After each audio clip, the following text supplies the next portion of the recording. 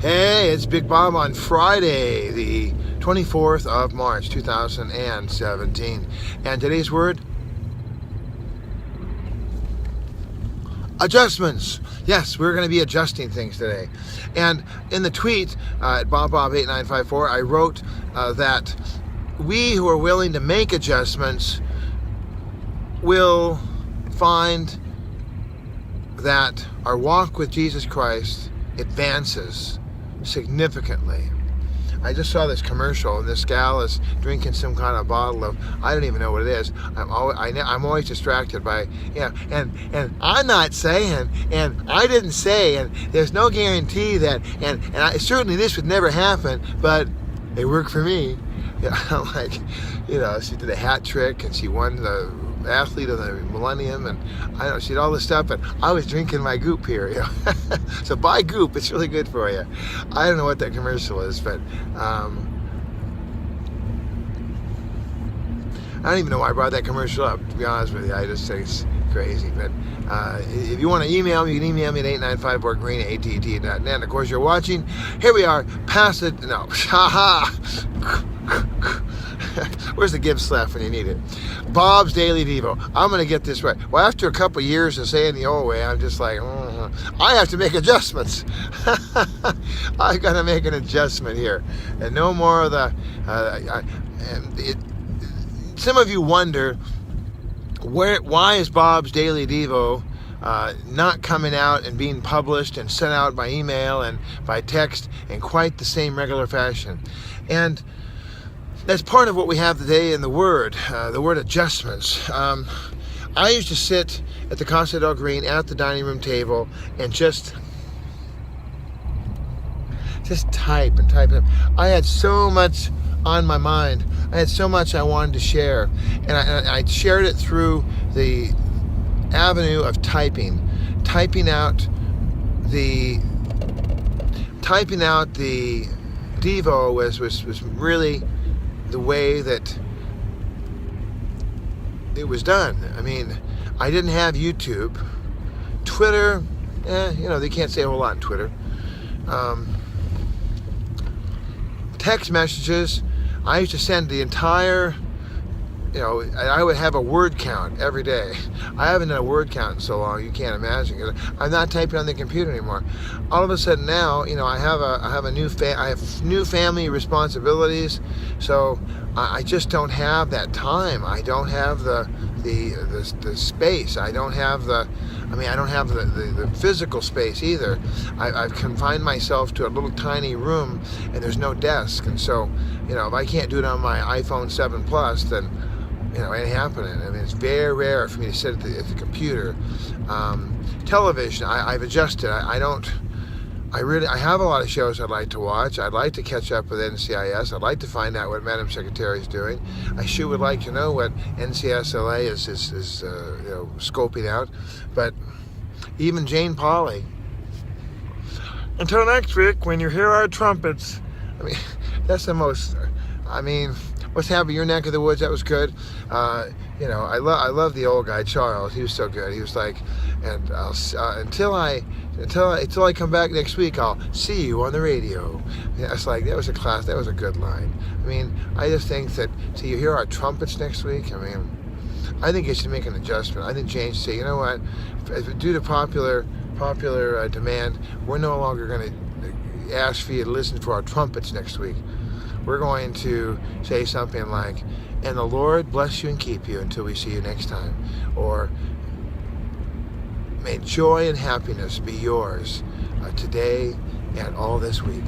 Some sort of a benediction, a blessing, some sort of a speaking. But listen for the trumpets. Here they come, the trumpets. Like, what? I know they have these trumpets that they play in the music, but it's like, I've never seen the trumpeteers, and I've never seen even a trumpet. I just hear these, but it isn't really a big thing to me. But I guess that's eventually it'll be one of those, and that was such a great thing to say.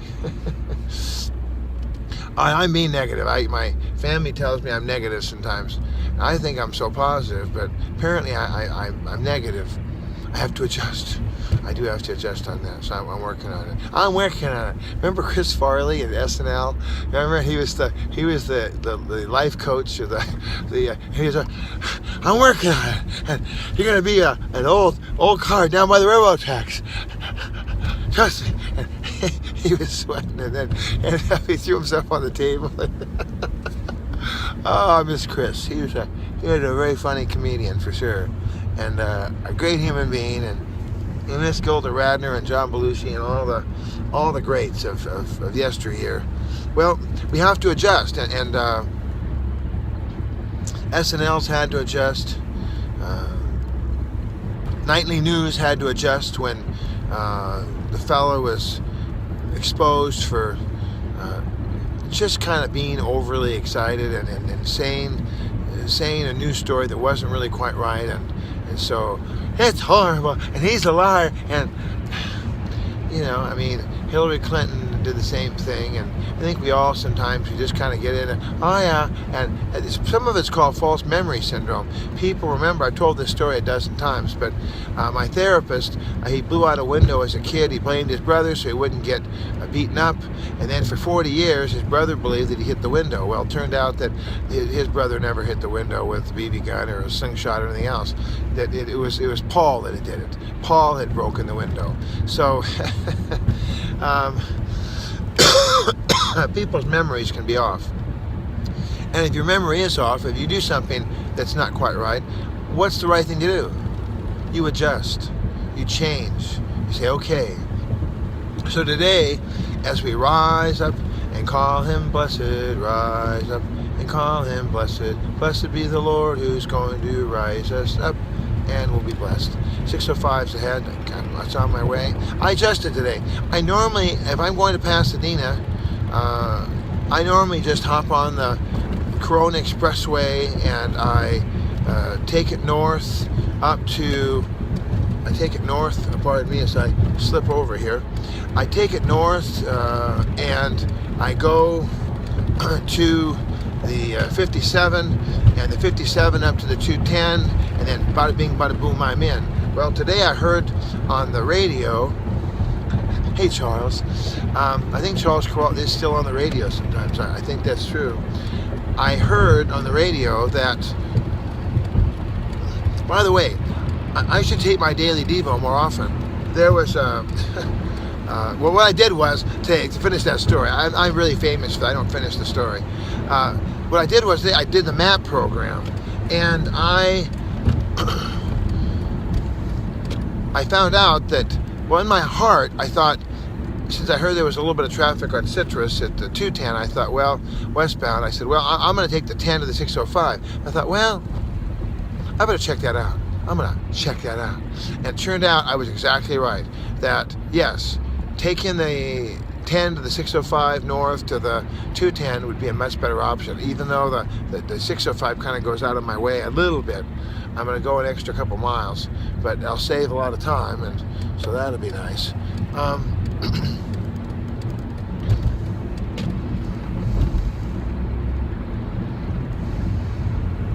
Are you willing to make adjustments? Are you willing to change the way you do things?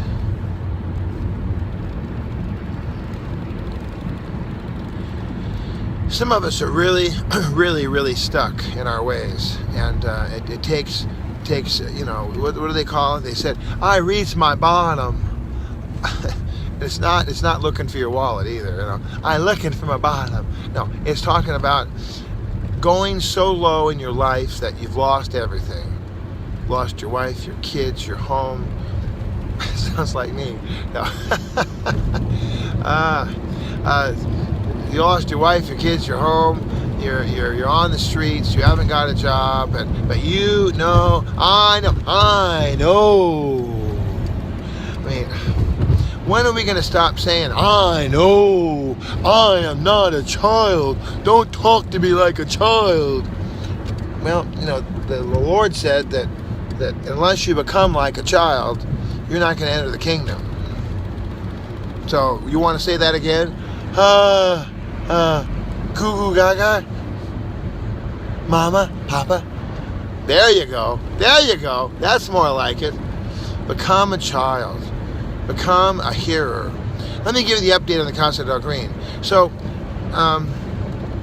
I had an occasion to go over yesterday to the Casa del Green again, and I was on the phone with the eviction attorney, and this guy comes by, and this is what I was going to say, was that I have my tape on, and most times I get the view outside the Today window there, and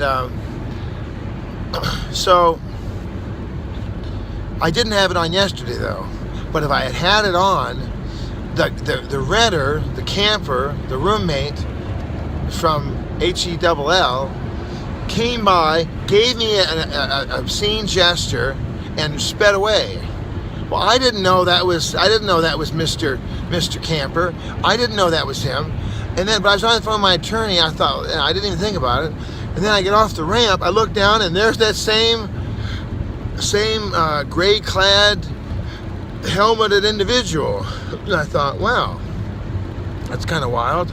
But then I thought, well, maybe I wonder, because the camper had totaled their motorcycle, a month or two ago, and sure enough, I went around, I got to the house, and who's there in the front at the gate but the motorcycle-clad maniac? And what happened was my attorney said that they had claimed there was holes in the carpeting. We don't have carpeting at the Casa del Green, and so, and there's peeling paint, and there's no peeling paint at the Casa del Green. Everything is very well maintained, and there's lack of trash pickup. Well, I don't. That's the city. You got to take your trash out to the curb, So the attorney said, well, you need to ask them, you need to offer to fix whatever it is they say. So I went up and said, well, is there anything at all you need to have done, Mr. And he said, I'll see you in court. Well, I was like, what did you say? He said, I'll see you in court. So, you don't need anything done? And so the attorney heard it, I heard it, and it was, now it's broadcast across the world. And so I went and I got my stuff and came back. And this person, this camper, is really unwilling to make any adjustments.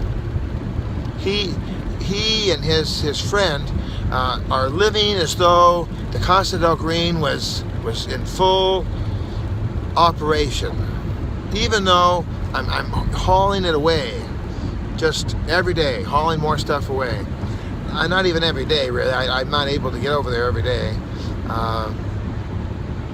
And the Lord gave me wisdom yesterday too, because this man is crying out, I'm going to talk to, and I thought, you know what, I should talk to. And I adjusted my strategy a little bit. And then I met with probably about 5 different officers, trying to come up with a solution here, trying to listen to the Spirit and to hear what God is saying. And I got some information. I'm going to try to follow it up on today. Right now I'm going to go to the Red Cross. I'm going to be doing the platelets, and we're going to be adjusting there. And I might do a section 2 today. I don't know. We'll see what the Lord allows me to do. But I wanted to talk to you and just say that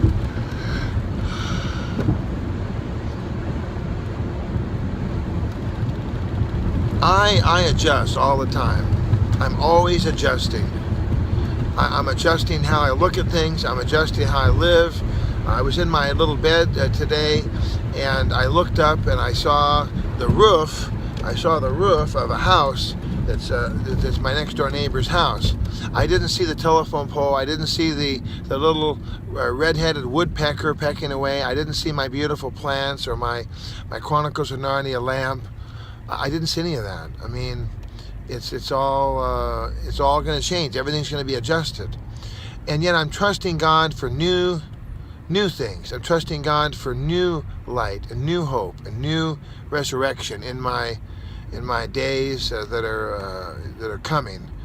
And pray with me, would you, about our move. We're moving out of Pasadena and over to the new casa, and I pray that God would move you along in your journey with Him, your walk with Him. And I pray for your relationship with Christ, that you and I would both be able to be blessed and be joyful in our relationship with Christ. Amen. Amen. I'll talk to you again. Just a few. Bye.